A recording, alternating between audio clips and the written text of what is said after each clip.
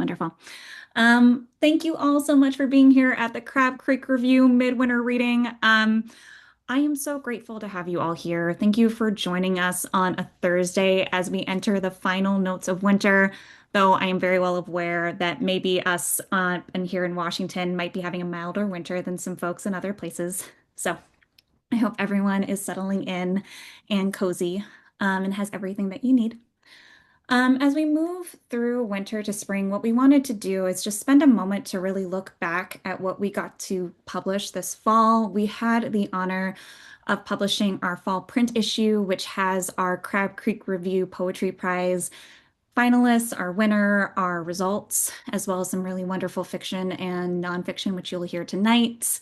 We also got to publish a really special online issue called The Spring Crab with a focus around kitchen.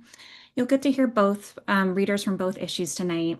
And it's really, you know, all of these are really a result of the works of passion of everyone and part of everyone who touches them. It's our editors, our readers, our designer who ensure that we put the best work out there, but it's also our contributors who are entrusting us with your carefully crafted prose and poetry and allowing us to publish them on our pages and on our website.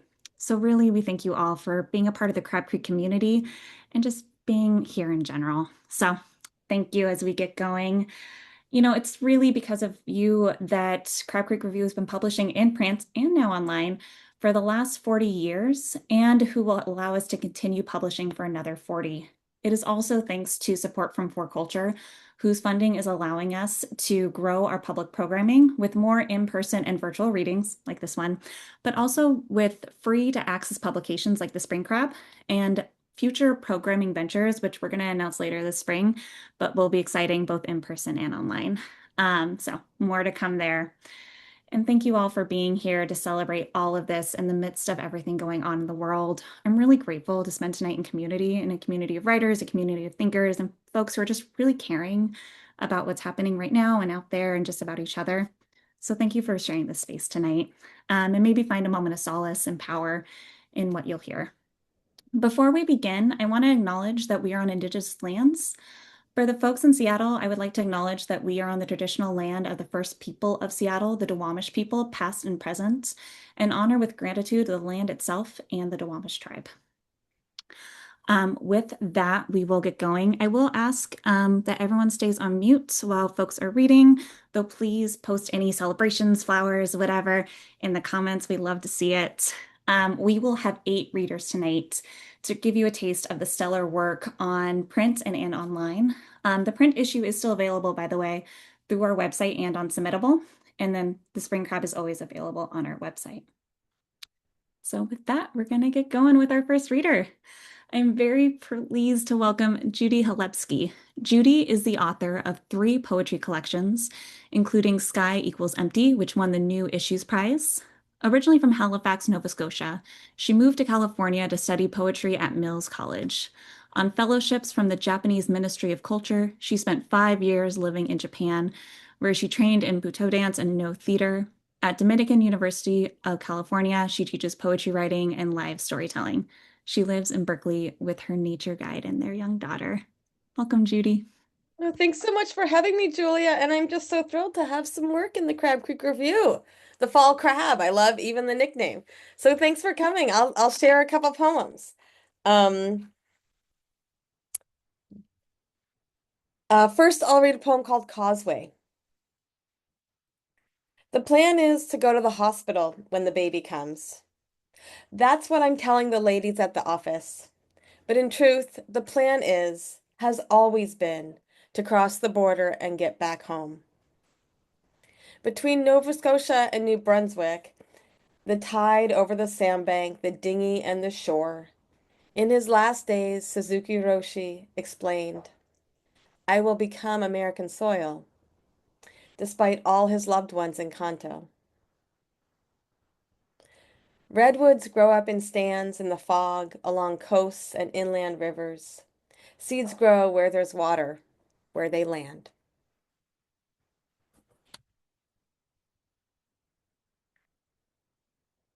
Um, and then I'll read 2. Thank you so much. I'll read 2 yoga poems, which if you live like I do in California, it's very ordinary to do yoga. So this one's called Cora's Studio, and these poems are part of a book-length manuscript that's an abecedarian. So when I published it in Crab Creek, it was Asana Studio, but I had to move it chronologically. So in the alphabet for various reasons. Okay. Cora Studio. Prenatal yoga at 43. A tree is called precocious if it flowers before the leaves come out. Like the northern cobus, a kind of magnolia with a cloud of white flowers. No matter how much rain we get now, it's too late in the season for the rain to freeze, so we can't save it for when we'll need it. In class, we place our hands over our bellies and pray for all the mothers around the world. Instructions to a young actor on how to play an old woman, not as an old tree, but as flowers blooming on a withered branch. Thank you. Um, and I have one more in that series that I will share. This is called Cosmic Yoga, and it's a postnatal class. We were just in the prenatal class. Now we're in the mommy and baby yoga. Cosmic Yoga.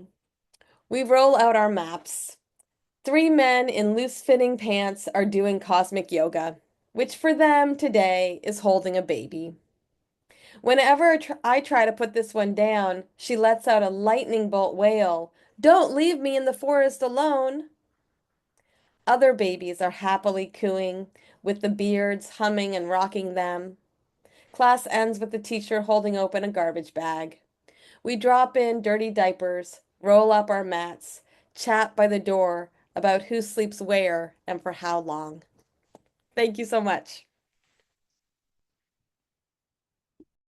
Thank you so much, Judy. I'm going to pass it off to Cora in a sec to introduce our next reader. But before Judy, you get off, I also want to acknowledge that Judy is one of the finalists of our Poetry Prize, along with Veronica, who's also online tonight. And you can find Judy's beautiful poems, two of which you just heard, in our fall issue. If you're following along online or on with the issue, I just want to call out that you can find Asana Studio, which is no longer called Asana Studio, on page 16, and then her next work on Causeway on page 20. So thank you all so much. Thank you, Judy. And I'll pass it over to Cora. That was beautiful, Judy. Our next reader is Dyana Herron. She is a writer and editor originally from Tennessee. She lives in Seattle and holds an MFA from Seattle Pacific University. In addition to the Crab Creek Review, her work has recently been featured in the Audacity and is forthcoming in Swing. Thank you so much, Cora. I'm so happy to be here. And I'm going to be reading the beginning of an essay that was published in the kitchen issue of the Spring Crab. This essay is titled Bowl and Board, and that also happens to be the name of a kitchen goods store that I used to work in that I mention in this essay. It was Boston, a midweek morning in January, and I wasn't supposed to tell the radio journalist in our store that my boss was unavailable for his interview because he was in jail. He'd been arrested the night before in a street brawl after his rec league hockey game. I don't remember what excuse I gave the journalist, but I do recall skepticism in her brown eyes before she exited in a huff with her assistant and their boom mic. The little bell over the door rang as they left. The kitchen goods store where I worked was failing so spectacularly that NPR had chosen it for a multi-part story on how locally owned businesses were struggling through what we now call the Great Recession. When I got hired, I thought my job would be restocking merchandise, bringing up customers, and shipping orders. But since the economic downturn had begun, merchandise, customers, and orders were all in short supply. Instead, I tidied and retidied our dwindling stock while daydreaming about the kind of life I'd left my Tennessee hometown to experience. Urban, intellectual, sophisticated, the kind that involved dinner parties with a rotating cast of eccentric acquaintances, the kind where one would require matching cloth napkins, at least six, maybe eight, a wine decanter, and a set of crab leg crackers. Less essential, but also on the list, an egg separator, an avocado slicer, a cow-shaped pitcher for cream, a peeler for vegetables, and another for soft-skinned fruits, a garlic keeper, a garlic press. I weighed these items in my hands as if I could purchase them, but I couldn't. The store's bank accounts were frozen, which meant I wasn't getting paid and neither were the other employees.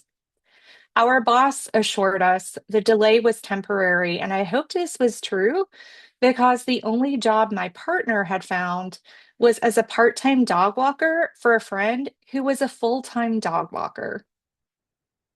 We'd moved to Boston in blue-skied October with a truckload of childhood furniture and mid-20s aspirations. Armed with master's degrees in philosophy and poetry, we believed the job market in this city full of Ivy League graduates would swing open for us like a set of golden gates. 3 months in, and I was knocking snow off my boots after a mile-and-a-half walking commute, ready to start another retail shift for free. When I got bored at work, I'd oil the hand-carved serving bowls and cutting boards that were the store's flagship products. They came in a variety of sizes and types of wood: spalted maple, cherry, walnut, teak. I loved the way the dry wood grain soaked up every coating of mineral oil I applied until it glowed. Again, I thought of my future dinner parties. In the 10-inch bowl, I'd serve a salad of bitter greens, radicchio, maybe, with oranges.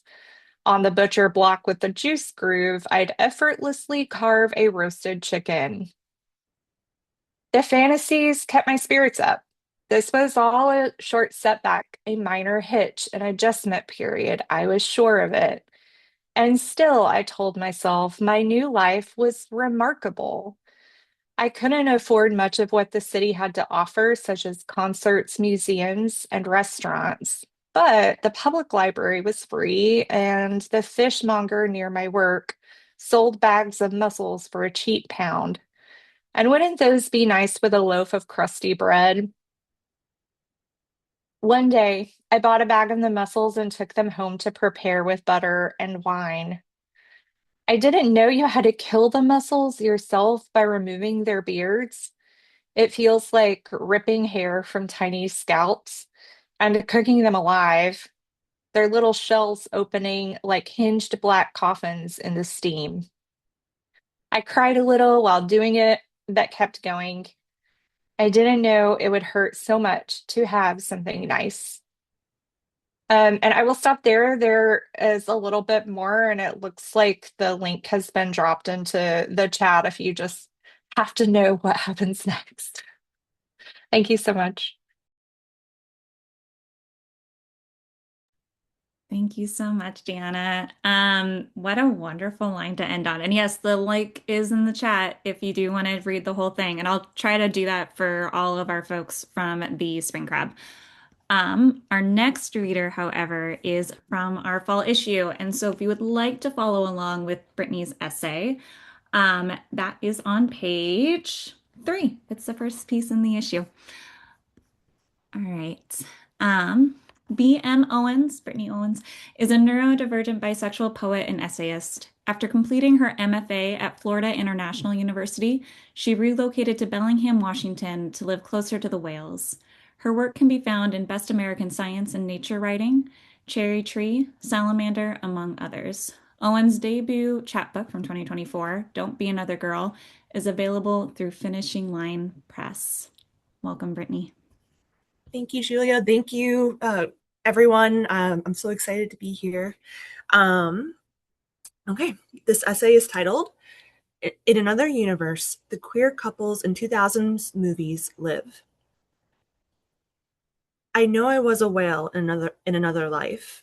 I know because I remember the taste of my own blood. I've dived until my arteries pulsed louder than any thought or memory or noise. Versions of me floated there until more intrusions seeped through. Sometimes I propelled upwards, thinking I could outswim my brain, only to watch my frothing blood float out of my mouth. Whales don't get the bends often. They're better equipped for deep water than humans. They know how to collect just enough oxygen and house it in their veins. Some whales shut down organs and slow their heartbeat as they sink to sleep in the pressure pit of the ocean. They'd do anything to survive. Possession, a 2002 romantic thriller, was the first movie with queer characters that I watched. It was the first time at age 10 that I saw a queer person die on screen. It was the first and last time my mother and I would watch it together. Now, in 2024, I can find only one movie synopsis that mentions the fictional Victorian lesbian Blanche Glover, who dies by drowning, apparently suicide, IMDb notes. Some whales, unhinged by the constant drone of sonar from ships, careen upwards, searching for silence. They thrust themselves against the current, parting waves like curtains at the surface. They forget the force of nitrogen. Whales can't cope with decompression sickness, but when their blood begins to bubble, they realize their mistake. There are no oxygen masks. There's no way to stop the internal hemorrhaging, but some whales choose to stay anyway. Drowning is, apparently, better than beaching themselves. Others splay their fins out along the shore until the weight of their bodies fissures them open. There's a scene in Possession where Blanche and her partner, Christabel Lamotte, nestle into the folds of each other's bodies, diving into the depths of their curved couch. Before seeing this movie, I didn't know two unrelated and unmarried women could live alone together. I can't remember if we ever see them kiss, like really kiss, like more than a kiss on the forehead or the cheek or the hand, like kiss so hard that every lip on the couch splits open. Sometimes I picture them kiss because I want to remember two women kissing. At 10, I would have liked to know that two women were allowed to kiss. I couldn't, and I still don't understand why either woman would choose to leave that couch or why a whale would beach herself. Why Christabel, a bisexual poet, would choose an affair with a married, misogynistic male poet. Why she would choose to give birth, or why she would give the baby to her sister. Why the writers made the bisexual character a villain. Why it's so rare to find a likable and faithful bisexual character in film. Why I couldn't ask my mother questions, and why we could talk during other movies, but not this one. Later in the movie, Blanche is alone in the shallows of their couch. The camera zooms into a pile of their stones on her lap. She folds a stone into the fabric of her skirts and pulls a threaded needle through the lining. We follow along as she ebbs through each stitch, weaving fabric and stone together. Then the camera pivots to a wide frame of the ocean. It might have been a lake, but in my memory, it's an ocean. Blanche stands at the shore, weighed down by her petticoats and skirts and stones. At 10, I couldn't predict why Blanche was there or why she needed to adorn her skirts with stones. It was as if she was making an offering to the water gods. At 10, I couldn't yet feel the weight of Blanche's stones. I hadn't started to think of ways to choose death. At 10, I still believed in God and limbo and everything my Catholic mother told me. There was no content warning, and if there had been, I wouldn't have known how suicide dressed. Blanche inches into the brackish water lapping at her feet. I don't know why, but I want someone to stop her. I'm waiting for Christabel to somehow appear like love interests do in other movies. I want her to dive into Blanche and tear open the seams in her skirts with her teeth. But this isn't that kind of movie. Earlier in the film, my mother covered my eyes and muted the hetero sex scene, but she doesn't cover my eyes now as Blanche slinks forward, stones in her skirts. The water bobs just below Blanche's lips, her body an anchor, her feet dragging against the sand and shells and seaweed on the ocean's floor. Blanche still has time. She could walk back to the shore, and Crucible could come home, and Blanche could live. In another life, on another seabed, the water gods accept Blanche's offering. They loosen the threads in her skirts, and the stones slip out and ground themselves into the sand. In that life, Blanche swims back to shore and to Christabel. In another life, Blanche becomes a whale. She dives down into the pressure forces her lover's name out of her head until Blanche forgets she had a lover, until she forgets she was once a woman who loved another woman. Only an echo of that life remains, the slight taste of blood in her mouth. She stays underwater longer than she should, the sonar tapping against her skull. She doesn't know why, but she rushes up to the surface, driven by an impulse she can't remember. Maybe the steady reverb of other lives is too much for her. She swims towards what she hopes is a silent surface. But Blanche doesn't know how to be a whale. She doesn't know that her blood will bubble the faster she swims toward the surface. She doesn't know that no one waits for her at the shore. She doesn't know that she wants someone to be there waiting for her. At 10, I didn't know I'd want to be this whale, this woman who never comes up for air, this bubbling concoction of decomposing gas, this body ready to breach open. In yet another life, in a timeline stream so close to ours that it trickles over, this suicide scene doesn't exist. There is no affair, there are no stones and skirts, no babies, no one drowns. The two women wade into the crevices of their couch, sinking deeper into each other, and they discover they can breathe better here. Christabel, a book in one hand, reads to Blanche in whispered currents. With her other hand, she drifts through the waves in Blanche's hair. The camera pans out, and we see Blanche's sleeping head resting on Christabel's belly, rising with each tide of her breath.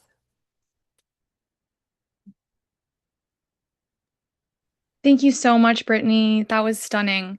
I love just like how alive the words um feel once they're read, and that was really proof of that. Yeah. Um our next reader, Eric Odonotsky, could not be here tonight. But we have a recording um for him right after I finish this bio. He received an MFA from Stony Brook, Southampton in 2025 and is a first-generation American writer with Mexican, Ukrainian, and Ashkenazi roots. His work has most recently appeared in the Mississippi Review, Crab Creek Review, of course, and South 85 Journal.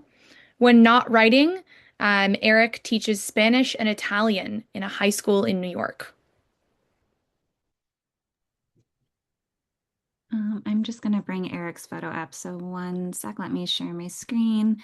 And thank you for bearing with me. Then hopefully you can't see my entire desktop because that would be scary for everyone. Okay, dokes. And here we go.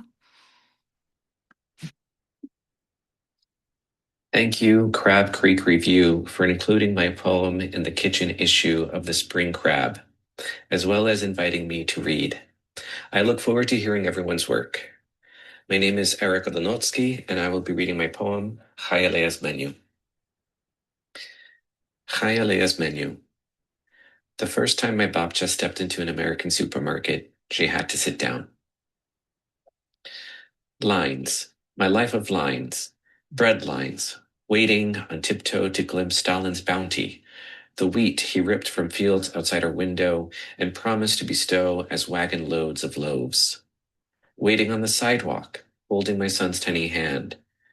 On the other side of the street, a wall with a poster of a father with son on his shoulder, their grin-creased eyes gazing futureward, the words beneath them, Stalinu Spasiba, and sprawled beneath that, a husk of a human. Siberia, scraps of my husband's heart still beating in the war in the West. My toddler and I huddled, spools of potato skins and a mug of milk already lumpy. A feast. Later, whole lives tied in blankets. Stock cars crossing new borders sutured over maps. And then arithmetic of 5 little bellies and 2 kielbasa links. Tomorrow, like a hooked question mark, snagging my mouth.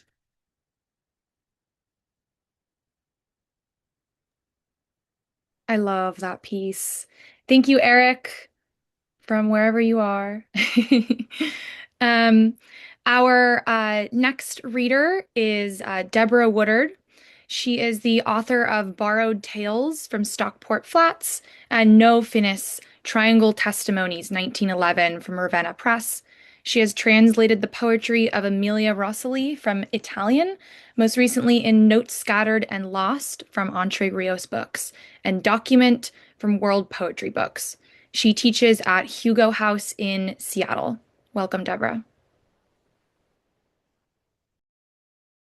Oh, I think you're on mute there.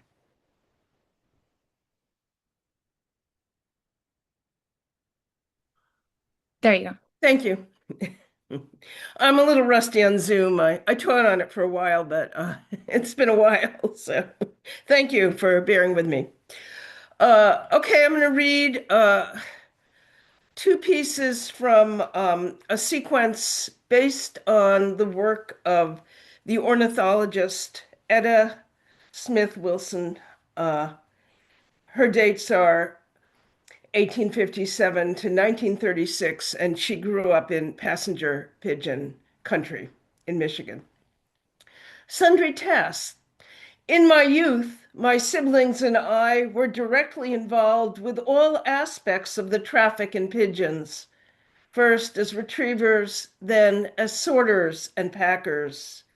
I soon learned that a bird killed outright fell from the flock like a plummet, but one wounded came down in a long, slanting line. Legs were seldom damaged, except as secondary hurts, since in normal flight they were drawn up under the body. I have held in my hands birds which had suffered almost every possible form of mutilation, their bills and parts of the head or face shot off, or their eyes shot off. Most common were wing injuries, which did not kill instantly like body shots. We would fill a big laundry basket, carry it to the house, and empty it in the dooryard. Piling the game in the doorway enabled us to handle the birds with celerity. We built up mounds of birds and then rows of mounds. When we returned to the hill, we often found the second basket close to full. Sometimes we had to press into service the old woven rectangular basket meant for shelling beans and the like. No number of persons available working within the kitchen were able to handle the birds as fast as we brought them in. And secondly, in addition to consuming passenger pigeons, apparently Etta and her family had a passenger pigeon pet. And this section deals with that. Party, my pet pigeon. I must have been about 4 years old, as I remember creeping about in the grass, which was so tall in late June that I could barely see over it. Usually, a wounded bird would lie mute and still until directly approached. But loops, nay, faint tresses of sound reached me. The quality of the note was slightly husky, and there was a perceptible hesitancy as though party were out of breath. But then she uttered her conversational note, a high-pitched geek, geek. A half-inch fringe of soft white feathers drooped down over the pinkish-red tarsus, commonly known as the pigeon's pansies. This made me giggle. Party's reddish eyes gazed into mine. We were both trembling. I made a cradle of my hands and took her to father. As a rule, father broke pigeons' necks with one expert twist. But something came over me, and I refused to give her over. Party had come down only slightly injured, and so it was that she was tamed and cared for in our home until her hurts were healed. Party was allowed to roam the house at will. She was particularly partial to my mother, to whose shoulder she would fly and remain, while mother walked about, busy with duties. Every now and then she reached up to caress mother's cheek with her slick little head. She slept on a built-in shelf over my bedroom door, squatted down on her pink feet, and with her head neatly tucked under her now healed wing, although a few feathers had been lost.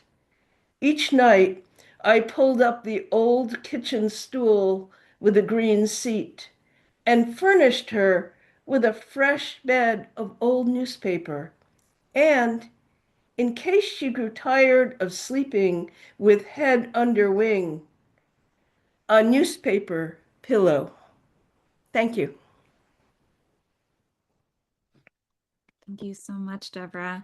One of my favorite parts, and one thing I know Cora and I we talked about early on in the kitchen, is just hearing the breadth of ways that kitchen can be interpreted, the different things that can be brought in, the different interpretations. And I feel like even just tonight is such a rich display of how really varied the theme kitchen can be. So thank you, Deborah. And thank you everyone from the Spring Crab for joining tonight. It's really just wonderful to hear your pieces. We are going to pivot back to the fall issue, and we're going to pivot over to Joe Marshall, who, if Brittany was our first piece in the issue, Joe gets to close us out, though not for the reading. We have one more reader. You can find Joe's story on page 60. Joe Marshall is a therapist, writer, and runner from London in the UK. He lives in Sheffield, where he spends his free time running, swimming, and hiking in the Peak District. His work has appeared in Crab Creek Review, the Bacopa Literary Review, the Loch Raven Review, and elsewhere.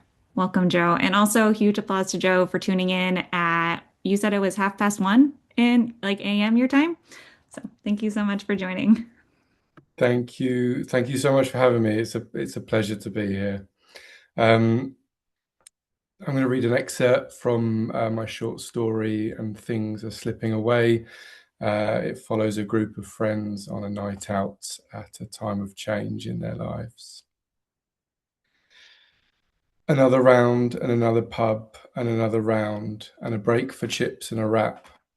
And things are much the same and things are so much different. Strands of grey and wrinkles have grown upon their temples like crimson leaves on summer trees that are absent in the tidy cuts and pressed shirts of those boys falling about in the night a little way off. Through the currents of thick light falling from the kebab shops, in the syrup of lamb and cabbage and frying oil, somewhere between the bright noise of the pubs turned clubs and a scuffle between a few lads by the traffic lights up ahead, Rob can almost see the six of them, a little way down the road, stumbling and laughing and calling out to the night. He returns to more jokes about wanting to be in bed for 10 and to stories coloured by pride about little ones keeping them up in the night and to anecdotes about the important things that fill their hours and their hearts. Each pub is louder than the last, and they lean into one another to hear and come close to shouting to make themselves heard. Between the brittle small talk, between the well-worn how's work, how's the folks, how's the house, they wonder silently if their lives are all right. As the conversation turns to bedtime routines and so Lola's started nursery and how much did you spend on that car seat, Rob wonders where the time has gone and if maybe he should have had kids with Sarah after all, and what would things be like if they had, and for the life of him he cannot remember what was going so wrong that they decided to break up. And should he have left London, and should he go back, and what does it matter? He can't afford to live there and none of this lot are there anyway. And why didn't he travel more, and where has the time gone, and why does it feel like there's so little of it left? And hasn't that always been the case, and has it ever been true? Around him, the others wonder similar things at not dissimilar degrees. They wonder whether they made the most of those years, and they notice that their interactions and the events of the evening are just slightly out of place, as if they are seeing one another through kaleidoscopes, as if the evening's connective tissue has turned to water. They are smaller now in many ways, and in others they are grown. They know more about themselves and imagine less, and they can't stomach the meat and chips, garlic sauce, no salad please mate, like they used to. Still, they rally round their finale and say, cheers, it's good to see you boys. And do you remember those Long Island iced teas and trying to pull you from the ocean in Lanzarote? And how many Guinnesses did you actually have that day in Dublin? And things aren't the same, and beers 5 and 6 don't go down as easily as they once did. And they know that they will wake to the morning with glass heads and nausea. They notice and pretend not to see swollen silences that appear across their evening like the night through low-lying clouds. It's not the same as it was, and they are not the same as they were, and they aren't as close, and there's a bit less to say after how's things, and Lawrence spends too much time on his phone. But the talk of footy sees them through, and they find their way to the other side of their new differences. And work's fine, and the kids are fine, and they're fine, and everything's fine, and everything's not fine. And they see only a hundredth of each other, silhouettes and polished edges, and not the mess, and not the worry, and not the frightening ambivalence of the quiet Friday nights, wondering about other lives and other jobs and other women and other places to be. They are all half glimpsed, and they are all half understood, but things are fine, and things are all right, and things are just as they are, and things are just as they were. It's pints of beer and a Premier League quiz, and how's the course going? And do you remember that time that Harry broke his ankle in Budapest? And maybe the nostalgia is confected, and maybe that's okay. And things are fine, and things are all right. And they don't really want to be back there. They don't want to be the boys that they were. And they don't want to be away from their lives, their wives, and just getting by and jobs that are just all right. Not really. They just wonder sometimes if they made enough of it all, if they didn't take it for granted. And they wonder if they're unusually lonely now, or maybe this is just how things are. And maybe this is how things always were, and maybe things have changed, and what does it matter? And maybe they aren't pretending to be okay after all. Maybe they just are all right. And maybe they always were, or maybe they were always pretending. And the night is so easy, and the night is so predictable. And this is just what he wanted, and this is just what he feared.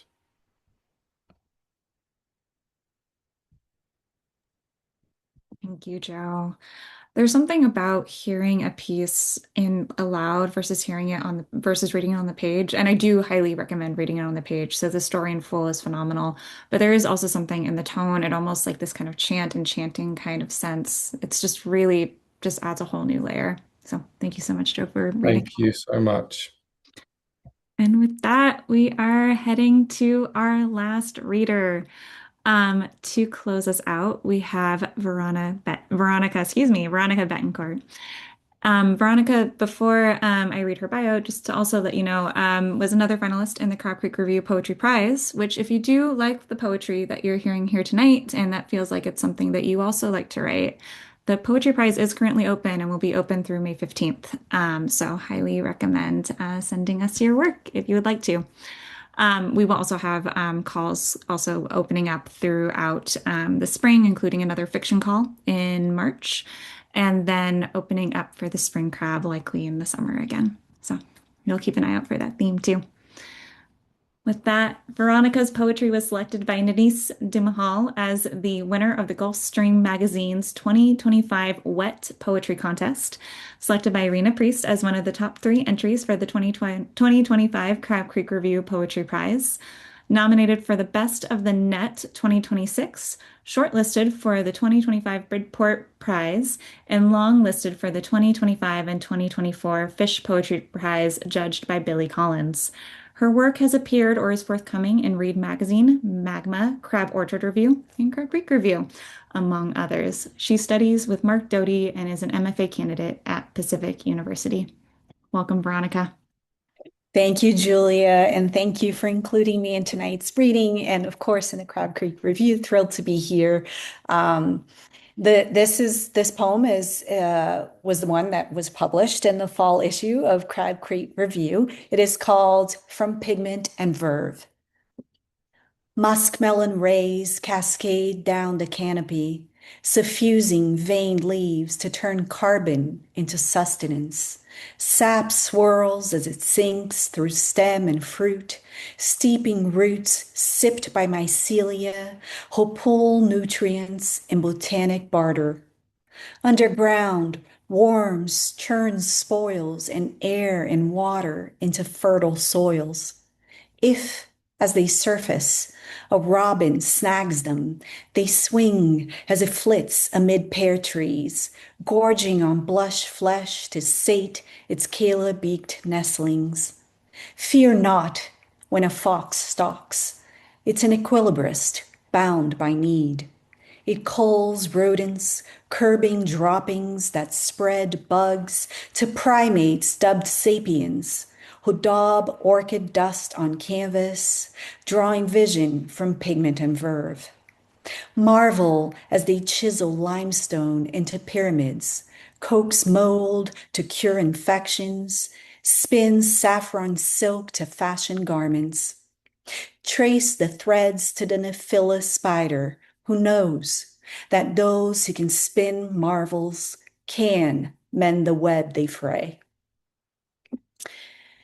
This next poem is forthcoming in Read Magazine. It was the runner-up for this year's Edwin Markman Prize. It's a persona poem called Hypatia's Last Thoughts as the mob pulls her from her chariot. No, I will not warp my core to stop you flaying my flesh. I trip over temple stones as you strip me.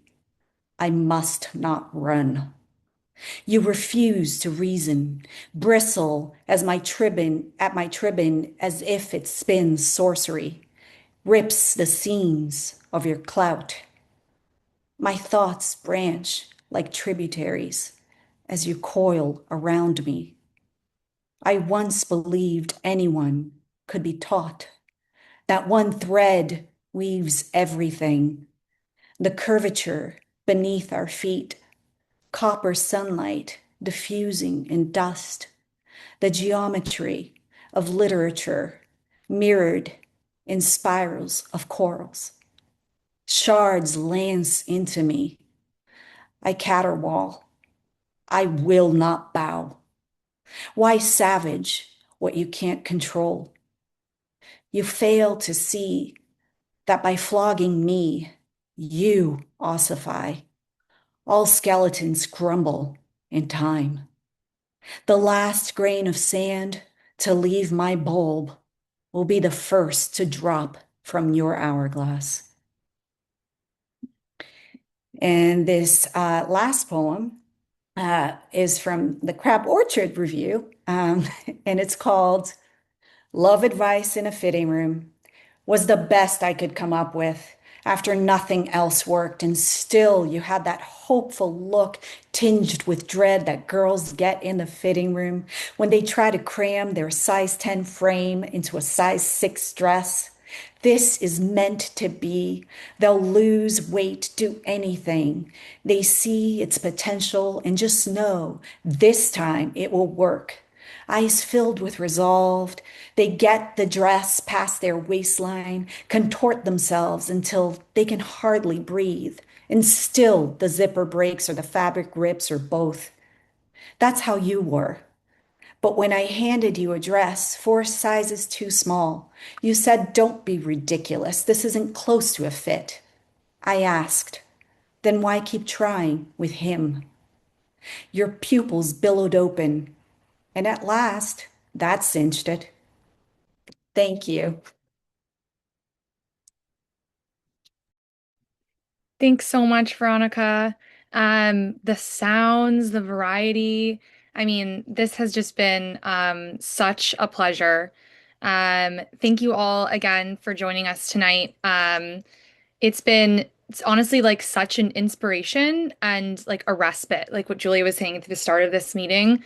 Obviously, amidst all the chaos that's going on in our world right now, and I think this is a good reminder. Like this is why we keep writing, right? And how special that we can all like come together from all over and engage with this practice, which is very much about like literary community.